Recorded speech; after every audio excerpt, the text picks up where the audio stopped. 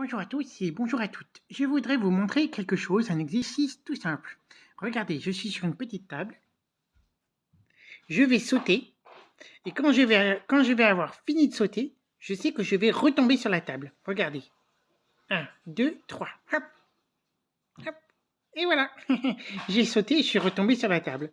Et donc j'ai deviné ce qui allait se passer. Vous êtes d'accord avec moi? Donc, j'ai deviné un petit peu le futur. J'ai deviné qu'est-ce qui allait se passer dans le futur. Et oui. Donc, je peux deviner le futur. Et vous savez que ça, c'est un métier. Ça s'appelle futurologue. C'est des gens qui devinent le futur. Et vous savez comment ils font pour deviner le futur? Eh bien, ils font exactement comme moi. Ils savent déjà plein de choses. Et en fonction de plus ils savent des choses, plus ils peuvent deviner le futur. Et c'est très pratique de deviner le futur.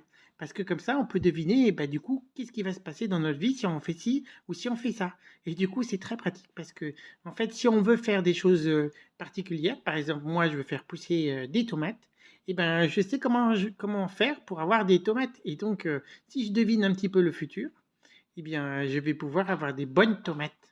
Par exemple, si je plante des graines de tomates dans le sol et que je les arrose tous les jours, je peux deviner le futur et imaginer qu'un jour je vais avoir des belles grosses tomates. Et oui, donc je peux deviner le futur. Alors, rappelez-vous, pour deviner le futur, il suffit de savoir plein de choses.